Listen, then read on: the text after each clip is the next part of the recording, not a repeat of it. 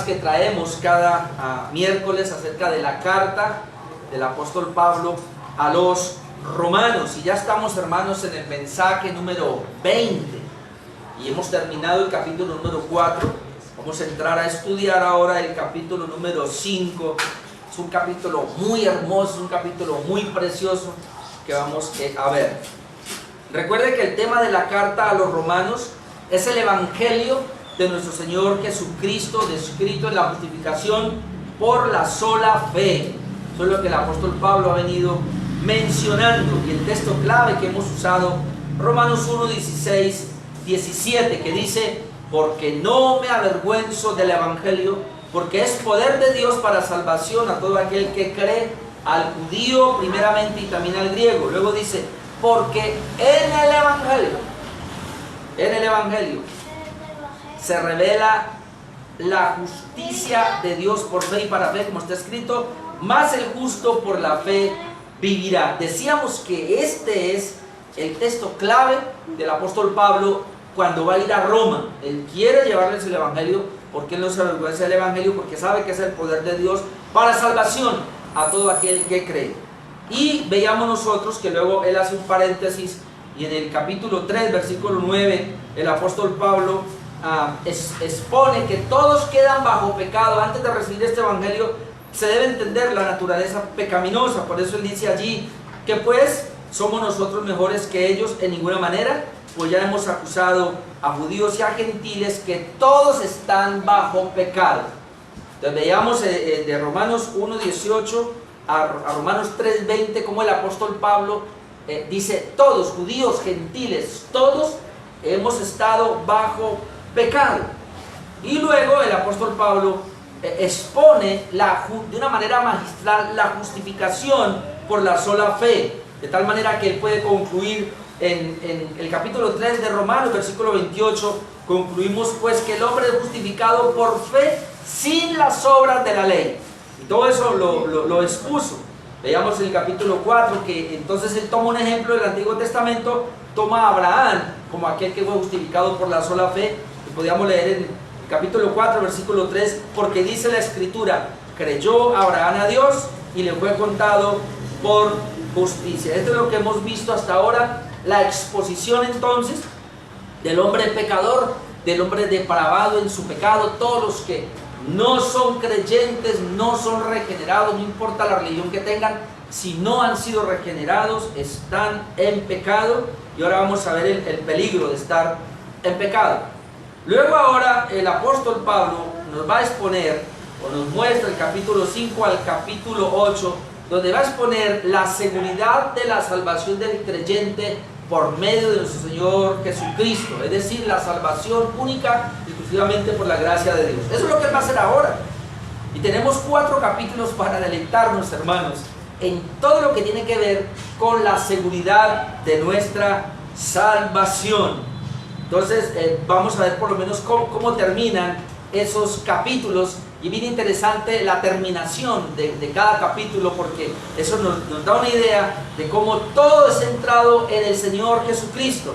Capítulo 5, versículo 20 y 21 termina de esta manera: pero la ley se introdujo para que el pecado abundase, mas cuando el pecado abundó, sobreabundó la gracia, para que así como el pecado reinó para muerte, así también la gracia reine por la justicia para vida eterna. Note acá: mediante Jesucristo Señor nuestro.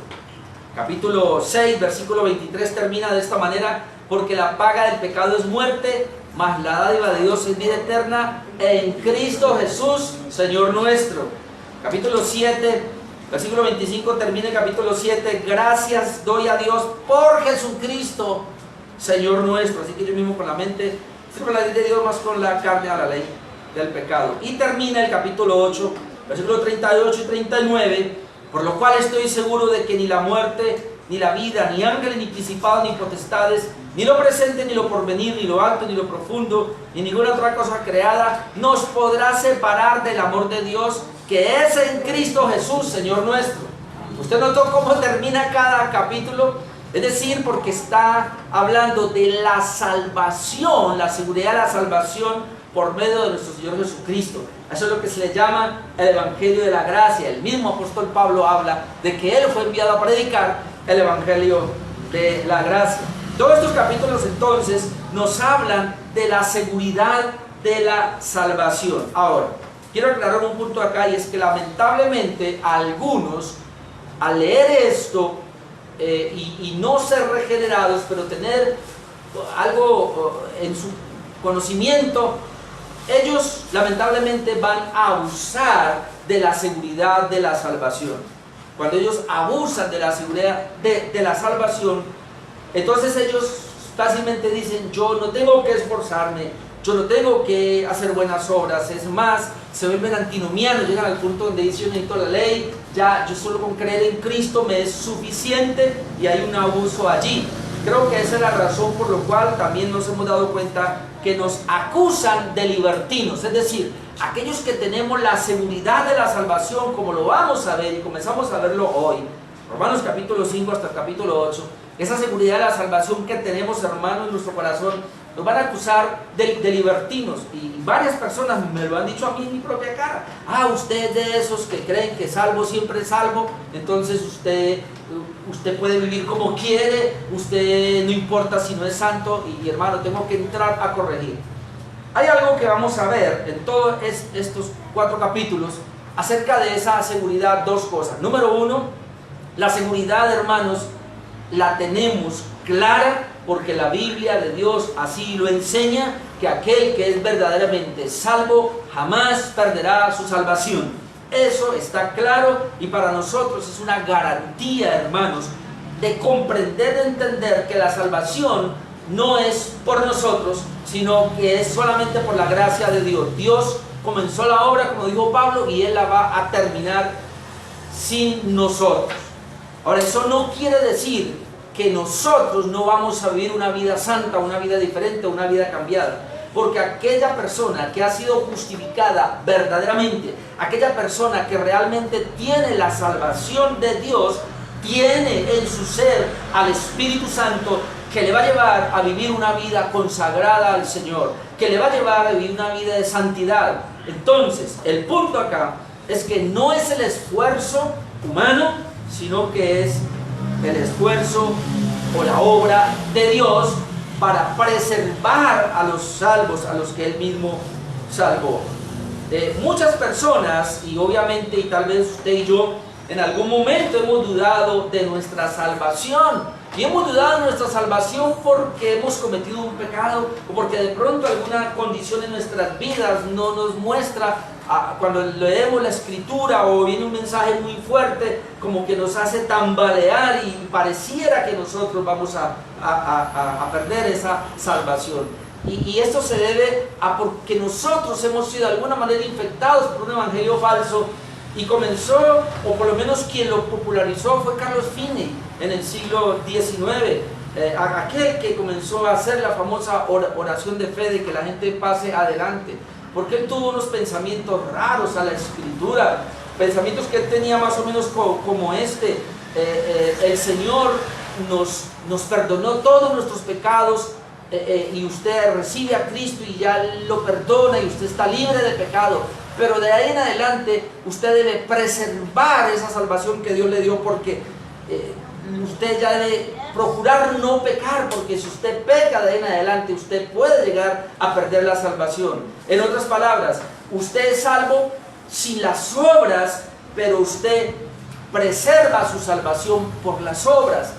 Y esa enseñanza, hermanos, se ha metido lamentablemente en muchas iglesias hoy día, que las personas creen que ellos pueden perder la salvación, porque si bien es cierto que la salvación es de Dios en Cristo Jesús, y eso lo tienen claro, pero entonces ellos son responsables de guardarla, de perseverarla, y que si no lo hacen ellos pueden caer de la gracia, pueden perder la salvación. Entonces, precisamente el apóstol Pablo nos va a dar esa seguridad, hermanos, que es lo que vamos a comenzar a exponer a partir de esta noche. Pero déjenme, yo le pongo algo que escuché por ahí que me llamó la atención. Y es que cuando se le preguntó a una mujer sobre la seguridad de su salvación, ella contestó, mire lo que ella contestó: yo estoy parada en esa roca. No sé si es Cristo o la roca de la salvación. Yo estoy parada, digo, en esa roca y muchas veces tiemblo, pero jamás he visto que la roca tiemble debajo de mis pies. Y entonces eso me hizo pensar, porque muchos de nosotros, hermanos, estamos parados en la roca de la salvación y ahí nosotros nos podemos mover y nos podemos tambalear, pero esa roca jamás se tambaleará. Es decir, esa roca es Cristo, que nos ha dado la salvación, y nosotros, así nos movamos, así cedamos en algunos pecados, así cedamos en algunas tentaciones, la salvación no depende de eso, depende de en lo que hemos creído. Yo sé en quién he creído y sé que es poderoso para guardar mi depósito hasta aquel día. Así cantábamos ahora en el himno. Entonces la seguridad de nuestra salvación no depende de nosotros, sino de Cristo. Amén. Amén. Por favor, nosotros somos salvos, no por lo que nosotros hayamos hecho, sino por lo que Jesucristo hizo. Tú y yo vamos a perseverar y a preservar esa salvación hasta el final, no por nuestro esfuerzo, sino por la obra de Cristo en nosotros. Y eso es lo que vamos a ver. Y aclaro otra vez, una persona verdaderamente salva se rinde a los pies de Jesús para vivir una vida santa, porque ese es el fruto de la verdadera justificación. Así que vamos a ver ahí aspectos de la salvación. Romanos capítulo 5, vamos a leer del versículo 1 hasta el 11. Romanos capítulo 5, versículo 1, permítame, yo leo hasta el 11, aunque tal vez me demore aquí 2 o 3 mensajes, no sé. Pero déjenme, yo le leo toda esta parte, porque ahí le he puesto el título Aspectos de la salvación. Nosotros tenemos la seguridad de la salvación, y es lo que vamos a ver en los 4 capítulos, porque hay unos aspectos que nos hablan de eso. Romanos capítulo 5:1 dice: justificados pues por la fe, tenemos paz para con Dios por medio de nuestro Señor Jesucristo, por quien también tenemos entrada por la fe a esta gracia en la cual estamos firmes y nos gloriamos en la esperanza de la gloria de Dios. Y no solo esto, sino que también nos gloriamos en las tribulaciones, sabiendo que la tribulación produce paciencia, la paciencia prueba, la prueba esperanza, la esperanza no avergüenza, porque el amor de Dios ha sido derramado en nuestros corazones por el Espíritu Santo que nos fue dado. Porque Cristo, cuando aún éramos débiles, a su tiempo murió por los impíos. Ciertamente apenas morirá alguno por un justo, con todo pudiera ser que alguno osara morir por el bueno. Mas Dios muestra su amor para con nosotros, en que siendo aún pecadores, Cristo murió por nosotros. Pues mucho más, estando ya justificados en su sangre, por Él seremos salvos de la ira. Porque si siendo enemigos fuimos reconciliados con Dios por la muerte de su Hijo, mucho más estando reconciliados seremos salvos por su vida. Y no solo esto, sino que también nos gloriamos en Dios por el Señor nuestro Jesucristo, por quien hemos recibido ahora la reconciliación. Hasta ahí vamos a hablar de esos aspectos de la salvación, porque luego todo el final del capítulo del 12 al 21, el apóstol Pablo ahora nos va a hablar de algo que queremos llegar allá, y es de ver esas dos cabezas federales, hermano. Porque es que en Cristo somos salvos, y entonces va a ser un contraste entre el primer Adán y el segundo Adán. Eso lo veremos con la ayuda de Dios en 15 días, si nos lo permite. Aspectos entonces de la salvación. Yo he preparado 5 aspectos esta noche, así creo que voy a ver los primeros 4. El primer aspecto que encontramos aquí, obviamente es diciente ya, es la justificación. Porque el texto comienza diciendo: justificados pues por la fe. Justificados pues por la fe. Eso es claro, ya lo hemos visto en el capítulo 3 y en el capítulo 4 con el ejemplo de Abraham. Pero hay que tomar otra vez esa parte y por lo menos hacer una pequeña definición para que estemos claros, hermanos, en cuanto a eso. Dice la NBI: en consecuencia, ya que hemos sido justificados mediante la fe. Como una consecuencia, ya que hemos sido justificados mediante la fe. Pablo está seguro, hermano, de la justificación por la sola fe, y él lo da por sentado. Yo quiero que unamos cómo terminamos esos 8 días, Romanos 4. Vamos a leer desde el 22, pero vamos a conectarlo con el 5.1, porque esto es precioso hacer esa conexión. Recuerda, hermanos, que los títulos no son inspirados de la Biblia. Aún los capítulos y versículos no son inspirados. La Biblia se escribió en rollos y era todo un rollo. No había los capítulos, esos títulos, perdón, esos capítulos, esos versículos fueron anexados después para una mejor comprensión, una mejor lectura. Pero hubo algunas personas que pusieron los títulos, no sé, donde no debieran. Por eso a mí me gusta leer los recorridos. Mire cómo suena el recorrido. Romanos capítulo 4, versículo 22. Por lo cual también su fe, está hablando de Abraham, le fue contada por justicia. Y no solamente con respecto a él se escribió que le fue contada, sino también con respecto a nosotros, a quienes ha de ser contada. Esto es, a los que creemos en el que levantó de los muertos a Jesús, Señor nuestro, el cual fue entregado por nuestras transgresiones y resucitado para nuestra justificación. Justificados pues por la fe, tenemos paz para con Dios por medio de nuestro Señor Jesucristo. ¿Vio? ¿Vio la conexión, hermanos? ¿Vio que no hay nada intermedio ahí? Pablo está diciendo que Cristo resucitó para nuestra justificación. Y luego le está diciendo que justificados pues por la fe tenemos paz para con Dios. ¿El problema ahí? Apáguenle otra vez y arranque otra vez, hermano. Listo, hágalo. No, quedó en negro.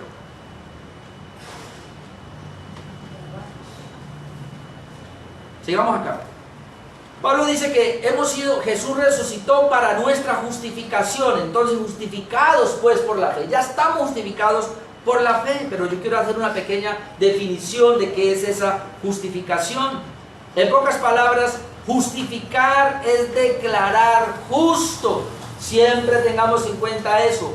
Justificar es declarar justo. La justificación es un acto de Dios por el cual declara justo a un pecador por causa de su fe en Cristo. Declara justo a un pecador por causa de su fe en Cristo. Cuando el texto dice acá, justificados o habiendo sido justificados, significa que no nos justificamos a nosotros mismos. Muy importante eso.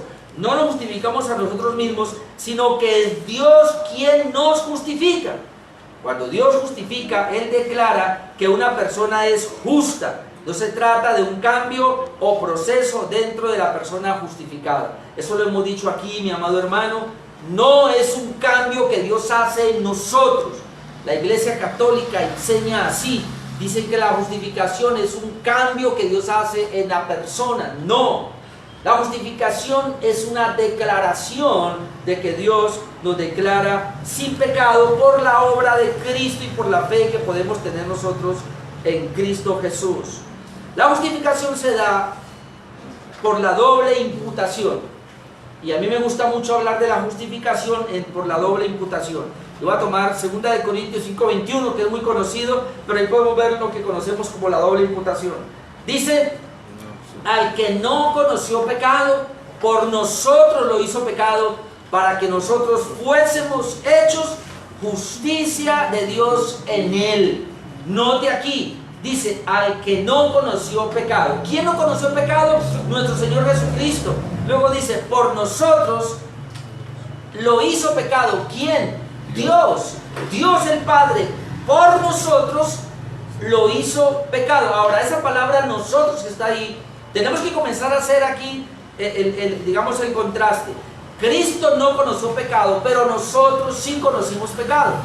Entonces, al que no conoció pecado, que es Cristo, dice que Dios por nosotros lo hizo pecado.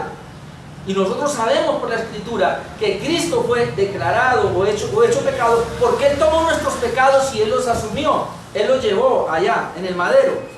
Pero luego dice el texto, para que nosotros, es decir, los que habíamos conocido pecado, fuésemos hechos justicia delante de Él. Fuésemos hechos, en este caso, sin pecado. Entonces, eso es lo que se llama la doble imputación. Tenemos por una parte a Jesucristo sin pecado. Tenemos por otra parte al hombre con pecado. Entonces, Cristo sin pecado tiene una justicia perfecta, una justicia pura. El hombre con pecado es un depravado, es un pecador, es injusto. Entonces Dios toma el pecado de nosotros y lo pone en Cristo, y Cristo muere en la cruz y paga la deuda de nuestros pecados. Pero esa justicia de Cristo Ahora, nos la transfiere a nosotros por la fe y nos la imputa a nosotros. Ahí es que nosotros somos declarados justos por esa doble imputación. En otras palabras, mi pecado pasó a Cristo y la justicia de Cristo pasó a mí. Esa es la única manera como nosotros podemos ser delante de Dios declarados justos. Entonces, justificados por la fe. ¿Y por qué dice por la fe? Porque la fe, hermanos, la fe no nos justifica a nosotros. La fe es el canal por donde recibimos la justificación. Es muy importante, cuando dice justificados por la fe, está diciendo que es a través de la fe que recibimos nosotros la justificación. La fe es el instrumento, pero realmente el objeto de nuestra justificación es nuestro Señor Jesucristo. Él es el que nos justifica cuando Él en la cruz carga nuestros pecados y cuando Él vive una vida justa que transfiere a nosotros. Pero por la fe es que recibimos esa justificación. Por eso se llama justificación por la sola fe. Un segundo aspecto, hermanos, de la salvación, de la cual estamos seguros, es lo que continúa diciendo, la paz para con Dios. Entonces el texto dice justificados, que es lo primero, pues por la fe tenemos paz para con Dios por medio de nuestro Señor Jesucristo. Esto es muy importante, hermanos, porque lo básico acá o lo fundamental es la justificación. Es decir, todo lo que vamos a ver ahora a continuación de aspectos de esa salvación que ha venido a nosotros tiene un asidero, tiene un inicio, y es la justificación por la sola fe. Por eso cuando nosotros vemos el Ordo Salutis, tenemos que poner la justificación. Obviamente antes de la justificación ponemos la regeneración, ¿verdad? El Señor nos regenera, el Señor allí después de que Él nos regenera, hay una conversión porque el Señor nos da la fe, nos da el arrepentimiento. Pero después de esto, inmediatamente está lo que se llama la justificación, hermano. Es muy importante que podamos entender esta parte. Después de esa justificación es que ahora nosotros vamos a ser reconciliados con Dios. Aunque este punto lo veremos dentro de 8 días, la reconciliación, yo quiero quedarme en la parte de la paz. Tenemos paz para con Dios. El texto dice, justificados por la fe, tenemos paz para con Dios por medio de nuestro Señor Jesucristo. Una versión internacional dice, tenemos paz con Dios. Dice para con Dios, acá dice con Dios por medio de nuestro Señor Jesucristo. Es decir, sin la justificación, hermanos, no puede haber paz con Dios. Y esto es fundamental, entender esto de la paz con Dios, porque, hermanos, el hombre en pecado, como el apóstol Pablo lo declaró, está en enemistad contra Dios. Y es muy importante, las personas no se ven así, pero así es. Romanos 5:10, que lo veremos dentro de 8 días, dice, porque si siendo enemigos, ¿cómo éramos nosotros? Enemigos de Dios, fuimos reconciliados con Dios por la muerte de su Hijo, mucho más estando reconciliados seremos salvos por su vida. O Santiago 4:3-4, mire, Santiago 4:3 dice, pedís y no recibís porque pedís mal para gastar en vuestros deleites. ¿Qué es el pedir mal? Gastar en nuestros deleites. Es impresionante, la gente le pide a Dios y pide mal porque le pide para gastar para sus propios deleites. Y mire cómo llama Dios a esos deleites que las personas piden. Voy a leer con el 4. Dice, pedís y no recibís porque pedís mal para gastar en vuestros deleites, oh almas adúlteras. ¿No sabéis que la amistad del mundo es enemistad contra Dios? ¿Vio? Cualquiera pues que quiera ser amigo del mundo se constituye enemigo de Dios. ¿Por qué dice así Santiago? ¿Quién quiere ser amigo del mundo? El que pide para sus propios deleites. Personas que le están pidiendo a Dios dinero para gastarlo en el mundo. Le piden salud para llevar y pecar. Le piden cantidad de cosas solamente para gastarlos aquí abajo en el mundo. Y Dios dice, ustedes son enemigos de Dios, porque todo aquel que es amigo del mundo se constituye enemigo de Dios. Hermanos, entonces todos nosotros de alguna manera lo éramos así. Pero esta parte de ser enemigos de Dios, lo único que hace a Dios es ver a estas personas con ira. Es decir, la Biblia registra que Dios está airado con el pecador precisamente porque los ve como sus enemigos. Y entonces podemos ver algunos textos también. Por lo menos Efesios 2:3, que lo conocemos, dice Pablo hablándole a la iglesia de Éfeso, dice, entre los cuales también todos nosotros vivimos en otro tiempo en los deseos de nuestra carne, parecido a Santiago. Cuando estábamos en el mundo, vivíamos en los deseos de nuestra carne, haciendo la voluntad de la carne y de los pensamientos. Y éramos por naturaleza hijos de ira, lo mismo que los demás. Es decir, todas las personas que no son regeneradas, que no han nacido de nuevo, por ende no son justificadas, son enemigos de Dios y están bajo la ira de Dios. Por eso el evangelio que se les predica es para que ellos puedan salir de ese estado de enemistad con Dios, se reconcilien con Dios, sean ahora miembros de la familia de Dios y la ira sea quitada. Es muy importante entonces predicarles el evangelio por eso. Miren lo que dice Juan 3:36. El que cree en el Hijo tiene vida eterna, pero el que rehúsa creer en el Hijo no verá la vida, sino que la ira de Dios está sobre él. Muchas personas no quieren creer en Cristo, no quieren creer en el evangelio, rechazan el evangelio correcto, se van por un evangelio mezclado, se van por un evangelio torcido. Pablo habló de un evangelio deteriorado, un evangelio que no es correcto, un evangelio pervertido.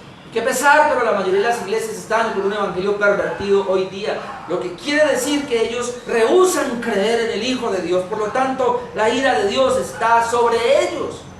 Así que así se encuentra el hombre. Pero como esto Pablo está diciendo algo favorable para la iglesia de Roma y para nosotros, hermanos, por ser justificados, tenemos paz para con Dios, porque hemos sido reconciliados con Dios. ¿Por qué tenemos paz para con Dios? Porque cuando creímos en Jesús, hermano, inmediatamente la ira que estaba encima de nosotros fue quitada. Dios fue propicio a nosotros y hubo una reconciliación, y ahora nosotros, o Dios, ha hecho la paz con nosotros cuando nosotros hemos llegado a tener esa clase de fe que el apóstol Pablo habla.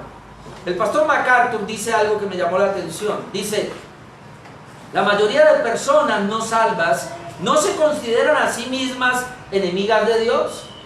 No, pregúntele a cualquier impío y verá que dice que Dios es mi parcero. Cualquier pecador va a decir: no, yo vivo mi religión a mi manera, yo busco a Dios a mi manera, ¿verdad? Y creen que están haciendo bien. Por eso el pastor MacArthur dice: la mayoría de personas no salvas no se consideran a sí mismos enemigas de Dios, debido a que no tienen sentimientos conscientes de odio hacia Él y no se oponen a su obra o contradicen su palabra activamente. Se consideran a sí mismos, en el peor de los casos, como neutrales en cuanto a Dios. Pero una neutralidad a este nivel no es factible. La mente de toda persona no salva está en paz únicamente con las cosas de la carne, cuyos designios son por definición enemistad contra Dios. Y tenemos ahí a Romanos 8:7 que dice: por cuanto los designios de la carne son enemistad contra Dios, porque no se sujetan a la ley de Dios, ni tampoco pueden. Es decir, hermanos, las personas deben conocer la ley de Dios para someterse a ella. Las personas deben conocer quién es Dios por medio de su palabra para poder someterse a ella en la regeneración. Si no son regenerados, dice que todo lo que hacen los designios de la carne o el fruto de lo que hacen los impíos, de lo que hacen los no regenerados, es enemistad contra Dios.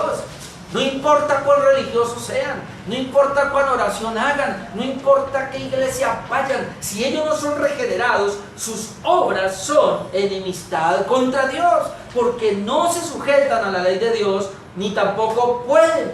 Ese es el punto entonces de estas personas que están en enemistad contra Dios. El comentarista William Hendriksen dice al respecto: el significado básico de la paz es la reconciliación con Dios por medio de la muerte de su Hijo. Esto comprende la remoción de la ira divina que pesaba sobre el pecador y la restauración de este último al favor divino. Reconciliados con Dios, tener paz con Dios es volver en amistad con Dios, porque antes de ser regenerados, antes de ser justificados, éramos enemigos de Dios. Cuando hacíamos lo que se nos daba la gana, estábamos en enemistad contra Dios. Ahora que hemos venido al Señor, que hemos sido justificados, hermanos, ya no podemos hacer lo que se nos viene en gana. Tenemos ahora que estar rendidos a ese ser que nos ha redimido por su gracia. Eso es lo que dice la Escritura, y eso es lo que va a hablar el apóstol Pablo más adelante cuando comencemos a ver Romanos capítulo 6. Así que es por medio de Cristo que cualquier enemigo recibe la paz con Dios, que es el segundo aspecto, la paz con Dios.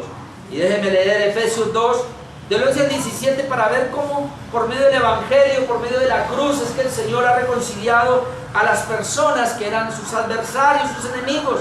Dice Efesios 2:11: por tanto, acordaos de que en otro tiempo vosotros, los gentiles, en cuanto a la carne, erais llamados incircuncisión por la llamada circuncisión hecha con mano en la carne. En aquel tiempo estabais sin Cristo, alejados de la ciudadanía de Israel y ajenos a los pactos de la promesa. Note, sin esperanza y sin Dios en el mundo. Pero ahora, en Cristo Jesús, vosotros que en otro tiempo estabais lejos, habéis sido hechos cercanos por la sangre de Cristo. Esto es reconciliación, esto es paz. Ustedes que estaban lejos han sido hechos cercanos. 14. Porque Él es nuestra paz. Mire cómo dice el texto acá. Porque Él es nuestra paz, que de ambos pueblos hizo uno, derribando la pared intermedia de separación, aboliendo en su carne las enemistades. Aboliendo en su carne, es decir, cuando moría en la cruz, abolió o terminó o dejó sin piso las enemistades. Dice acá: la ley de los mandamientos expresada en ordenanzas, para crear en sí mismo de los dos un solo y un nuevo hombre, haciendo la paz. Otra vez, fue Cristo quien hizo la paz, y mediante la cruz reconciliar con Dios a ambos en un solo cuerpo, es decir, a judíos y a gentiles, que ellos estaban enemistados. ¿Por qué gentiles y judíos estaban en enemistad? Porque estaban en enemistad con Dios. Y esto es así, mi amado hermano. Cuando una persona está en enemistad con Dios, ella solo puede estar en enemistad con su prójimo. Cuando una persona hace las paces con Dios, tiene paz con Dios, ella puede tener paz con su entorno. Hermano, por eso una pareja, un matrimonio no debería de estar en pelea. Porque si esta pareja, si este matrimonio están en paz con Dios, van a estar en paz entre ellos. Y es así ocurre para todos. Si tenemos paz con Dios, tendremos paz en el entorno. Sí, dice el verso 16: y mediante la cruz reconciliar con Dios a ambos en un solo cuerpo, matando en ella las enemistades. Dice que mató en ella las enemistades. Luego dice: y vino y anunció las buenas nuevas de paz.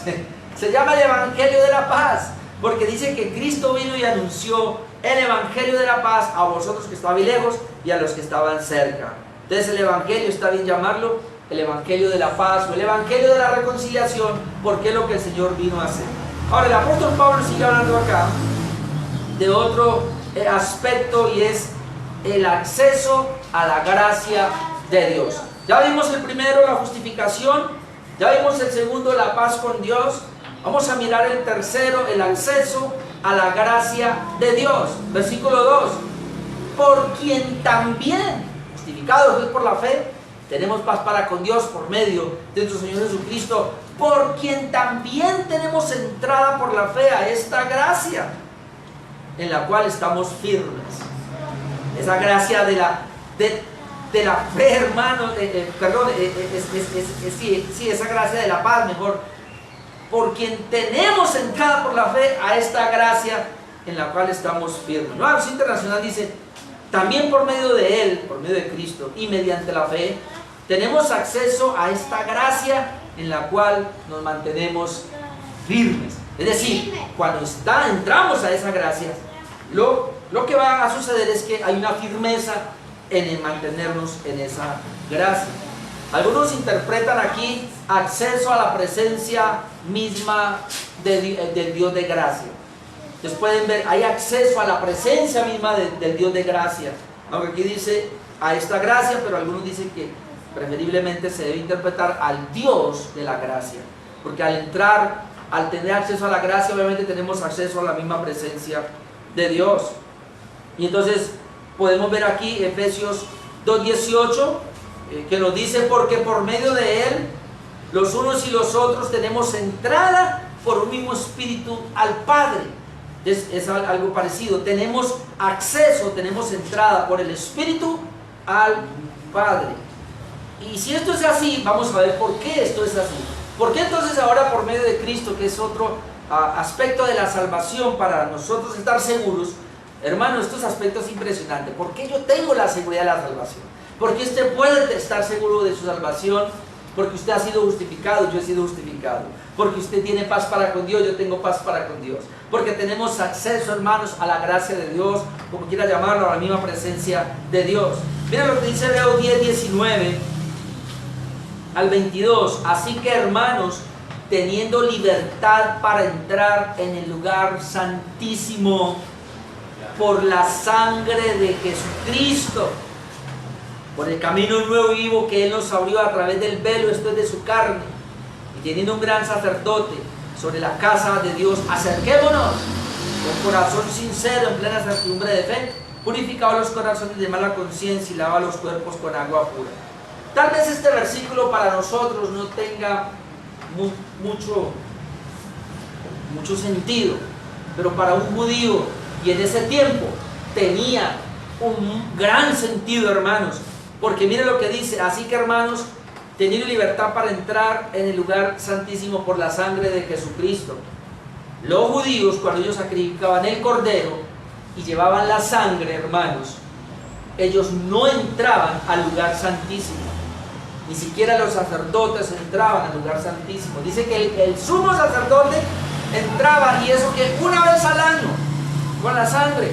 Así que estas personas, aunque llevaban la sangre de animales, tenía que esperar que ese sacerdote hiciera un poco de cosas de rituales de limpieza, y una vez al año para poder entrar. Había un velo ahí grande, grueso, y nadie podía traspasar ese velo, nadie podía entrar. Es más, la historia cuenta que si aún algún sacerdote no estaba preparado y entraba allá, sin estar preparado, él moría. Por eso muchos llevaban campanillas y hasta un lazo. El lazo quedaba, si no salía, algo le pasó y tenían que alar el lazo. Es decir, la presencia de Dios era tan terrible, tan tremenda, que solamente Dios admitía una vez al año al gran sumo sacerdote con sangre de un animal. Ahora, cuando ellos ven esto que Hebreos está diciendo, así que teniendo libertad para entrar en el lugar santísimo por la sangre de Cristo, esto para ellos es novedoso. ¿Qué pasó aquí? Esto es grandioso para ellos, porque dicen: ¿cómo así? O sea que yo puedo entrar. Yo puedo entrar ahora. Y entonces dice aquí: por el camino nuevo y vivo que Él nos abrió a través del velo. Es decir, Cristo abrió ese velo y Él entró primero por nosotros para que entráramos nosotros. Esa es la presencia de Dios. Pero dice: esto es de su carne. Y cuando el autor de la carta a los Hebreos trae de su carne, nos lleva a Mateo 27, donde dice que cuando Jesús murió, la tierra tembló y el velo del templo se rasgó de arriba a abajo. Por primera vez, yo no sé si había gente en el templo, pero me imagino que sí. Todos los que estaban en el templo y comenzó a temblar, inmediatamente vieron ese velo que no podían ver, que se rasgó de arriba a abajo y se podía ver. Es decir, lo que está diciendo acá y lo está relacionando es que así las personas, así ahora ellos podían entrar. Pero luego dice Hebreos: pero no a ese lugar santísimo, sino a la misma presencia de Dios. Y Jesús entró, no con la sangre de un animal, sino con su propia sangre. Y no a ese lugar, sino al lugar santísimo. Y cuando los judíos miraron ese lugar, dijeron: caramba, ya no morimos. ¿Por qué? Porque ese lugar era una tipología de la presencia de Dios, que está hablando del verdadero tabernáculo. Entonces ahora Jesús entró al cielo, al verdadero tabernáculo. Por eso dice aquí: y teniendo un gran sumo sacerdote sobre la casa de Dios, acerquémonos con corazón sincero. En otras palabras, por la sangre de Cristo se abrió el acceso a la presencia de Dios, a la gracia de Dios. Ese es un beneficio que tenemos nosotros, ese es un aspecto de la salvación, y por eso, hermanos, la seguridad de nosotros radica: yo soy salvo, somos salvos, porque al tener la fe tenemos la justificación, tenemos la paz para con Dios y tenemos el acceso a la misma presencia de Dios. Es decir, Dios no nos va a rechazar. Porque nosotros entramos confiadamente, como dice acá. Hebreos 4:14, de pronto lo entendemos ahora un poco mejor. Hebreos 4:14 al 16 dice: por tanto, teniendo un gran sumo sacerdote que traspasó los cielos, Jesús, el Hijo de Dios, retengamos nuestra profesión o nuestra confesión, dice otra versión, porque no tenemos un sumo sacerdote que no pueda compadecerse de nuestras debilidades, sino uno que fue tentado en todo según nuestra semejanza, pero sin pecado. Ahora note acá: acerquémonos pues confiadamente al trono de la gracia. ¿Sí ven? ¿Qué dice Romanos? Tenemos acceso a la gracia de Dios. Y aquí dice Hebreos: acerquémonos pues confiadamente al trono de la gracia. ¿Por qué? Porque tenemos acceso. Yo no necesito un mediador, un humano. Yo no necesito hacer sacrificio. Yo no necesito confiar en nada aquí abajo, sino únicamente en la obra de Cristo. Que Cristo en la cruz murió y derramó su sangre precisamente para abrirme un acceso a la presencia de Dios. Que a través de Cristo hay un camino nuevo vivo que Él me abrió. Cuando el velo se rasgó, es decir, cuando su carne fue muerta, destruida. Entonces acerquémonos pues confiadamente al trono de la gracia. ¿Para qué? Para alcanzar misericordia y hallar gracia para el oportuno socorro. Es decir, hermanos, el acceso a la presencia de Dios es importante, porque tú y yo aquí vamos a fallar. Entonces cada vez que tú y yo fallamos aquí, que es lo que muchas personas entran en una inseguridad, usted ya no va a tener ninguna inseguridad, porque usted cuando va a fallar aquí dice: espera un momentico, Dios, yo tengo acceso al trono de tu gracia y yo necesito recibir gracia que me ayude para mi dificultad, para mi debilidad. Yo me arrepiento de mi pecado, pero tú, Señor, me das la gracia y la habilidad para no volver a cometer ese pecado. Hallo gracia para el oportuno socorro. Entonces, hermanos, eso de entrar a la gracia de Dios es muy importante y lo necesitamos nosotros todos los días.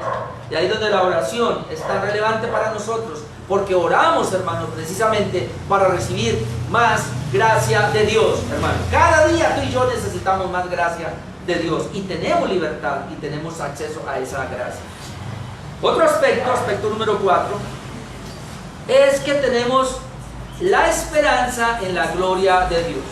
Aspecto de la salvación que nos permite tener la seguridad de la salvación. Número 1, hemos sido justificados, declarados sin pecado, como si nunca hubiéramos cometido un pecado por la fe.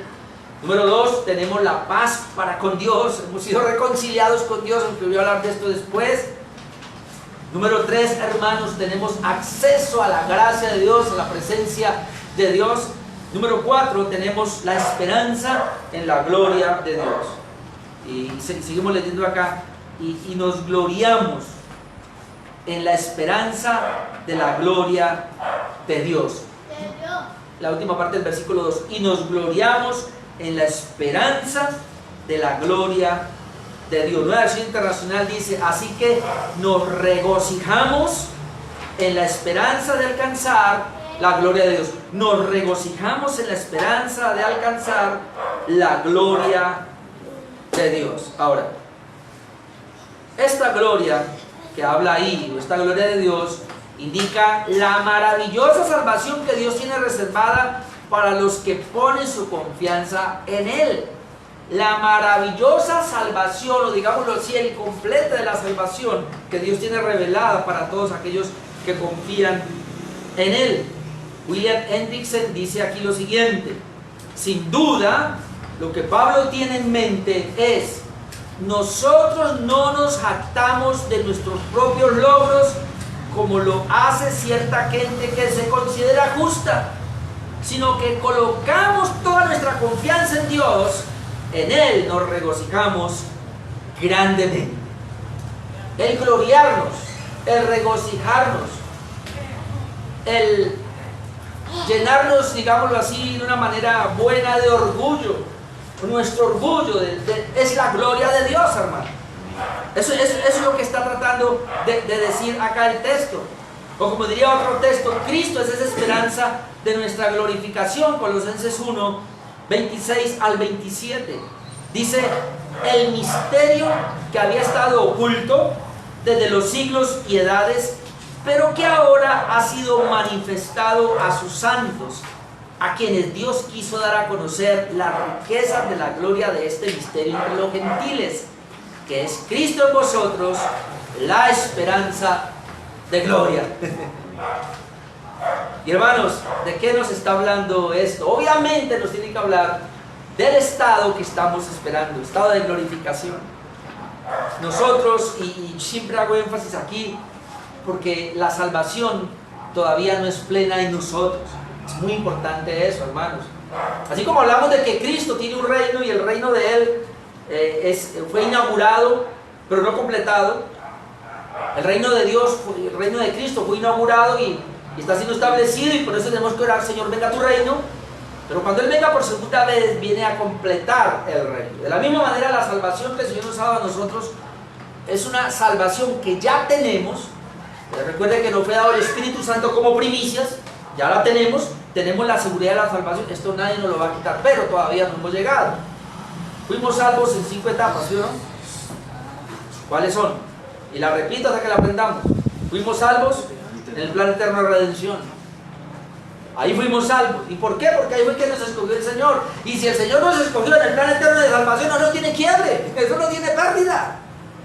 Y entonces luego Cristo vino y murió por los que el Padre había escogido. Ahí fuimos salvos cuando Cristo moría. Por eso es que el Padre había escogido. Y luego el Espíritu Santo hace su manifestación y aplica la obra de redención en Cristo. ¿Y a quién se lo aplica? A los que Cristo murió, que son los mismos por los cuales el Padre escogió. ¿Se da cuenta, hermano, la obra de Dios, la Trinidad ahí? Pero entonces ya está, pero nos falta, pero estamos nosotros siendo salvos. Te escucha la palabra de Dios, estamos siendo salvos. En esta hora estamos siendo salvos. ¿Cómo? Porque estamos recibiendo la palabra de Dios. Estamos nutriéndonos con la palabra. Estamos creciendo en la salvación, y esto implica que estamos siendo salvos. Pero nos falta una, que es la glorificación. Cuando lleguemos a ese punto de la glorificación, seamos transformados nosotros de dos maneras. Si estamos vivos, somos transformados. Si hemos muerto, somos resucitados. Y entonces entraremos al estado de glorificación, y ahí se completará nuestra salvación. Y esa es la esperanza entonces de que está hablando acá. Tenemos, hermanos, esa esperanza. El comentarista Douglas Moo dice lo siguiente allí: es que nos regocijamos en la esperanza de alcanzar la gloria de Dios. El verbo regocijarse dice que sugiere tanto la idea de adquirir confianza en como de alegrarse en. Muy importante eso, porque entonces nos gloriamos, adquirir confianza, en este caso en Cristo, pero también alegrarse en Cristo. Nos gloriamos, pero confiamos. Esa sería la idea. Y él dice que algunas versiones traducen jactarse. Por eso no hay nada malo decir que nos enorgullece o nos jactamos en Cristo Jesús. Recuerden que la Biblia dice: no a nosotros, sino a ti sea la gloria. Y si vamos a gloriarnos, nos gloriamos en la obra de Cristo. Si yo tengo de qué enorgullecerme, me enorgullezco de la obra de Cristo. Si tengo de qué jactarme, como dice aquí, me jacto en la obra de Cristo. Nada mío, todo en Él. Pablo introduce entonces el que será el tema de este párrafo, obviamente la esperanza que tenemos como cristianos de compartir la gloria de Dios. Esto es impresionante. Y déjenme, yo pico, hermanos, un poquito para terminar acá. El número 5, para dejarlos en expectativa: el gozo en el sufrimiento. 5 aspectos, dentro de 8 días lo termino. Hemos sido justificados, tenemos paz para con Dios, tenemos acceso a la gracia, a la presencia de Dios, hermanos. Tenemos la esperanza de la glorificación. Y número 5, tenemos el gozo en el sufrimiento.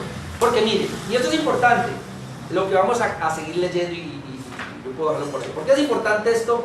Y lo quiero mencionar, el gozo en el sufrimiento. Porque hasta ahora lo que hemos visto son bendiciones de Dios. Y pareciera que lo que estamos viendo es, hombre, venir a la vida cristiana, ser cristiano, ser creyente, es una, ¿qué le digo yo? Entramos en un paraíso.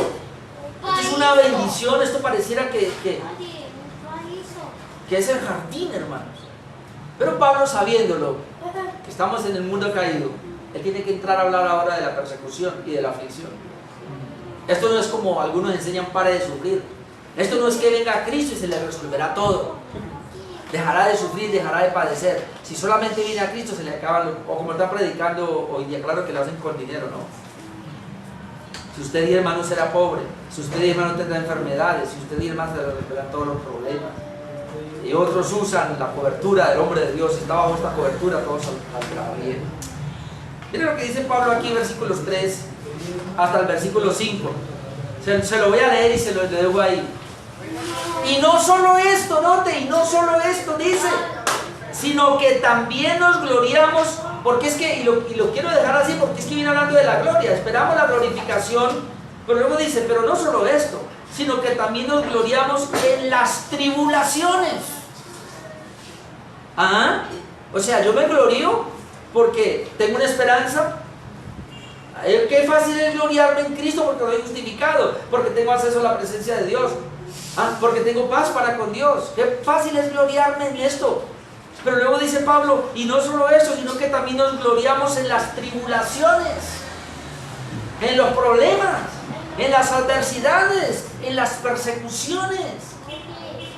Cuando la gente nos habla mal de nosotros, todo esto. Sabiendo que la tribulación produce paciencia, la paciencia prueba, la prueba esperanza, la esperanza no avergüenza, porque el amor de Dios ha sido derramado en nuestros corazones por el Espíritu Santo de Dios. Nueva Versión Internacional, y dejo ahí. Y no solo esto, sino que también en nuestros sufrimientos, porque sabemos que el sufrimiento produce perseverancia. La perseverancia entereza de carácter. La entereza de carácter esperanza, y esta esperanza no nos defrauda, porque Dios ha derramado su amor en nuestro corazón por el Espíritu Santo que nos ha sido dado. Entonces déjenme, yo termino leyéndole a Mulo que dice acá, introducción, yo continúo acá. Pablo con esto quiere dar a entender que entonces, aunque tenemos todas estas bendiciones y privilegios y la seguridad de la salvación, no somos libres de sufrimiento. El sufrimiento nos va a venir porque estamos en un mundo caído. Douglas Moo dice, la clave está en el modo en que respondemos a las difíciles pruebas que nos sobrevienen. Hemos de reconocer que Dios las utiliza para producir perseverancia en nuestras vidas, la cual a su vez produce carácter, la cualidad del fruto de haber sido probado. Después podemos regocijarnos verdaderamente en el sufrimiento, sabiendo que Dios está obrando aún en estas situaciones difíciles para bendecirnos, y que paradójicamente el sufrimiento puede de hecho llevar a la esperanza. Del mismo modo que cuando se opone resistencia a un músculo, este se fortalece. También los desafíos a nuestra esperanza pueden fortalecerla. Así que nos preparamos para mirar, porque tengo muchos textos que tocar aquí, de cómo Dios permite el sufrimiento como una bendición, y que parte del cristianismo es prepararnos para sufrir. No es para parar de sufrir, prepararnos para sufrir. ¿Por qué? Porque somos cristianos, por causa del Evangelio. Y vamos a mirar que es por causa también de la santidad. Dentro de 8 días luego vamos a dejar ahí, hermano, vamos a hablar.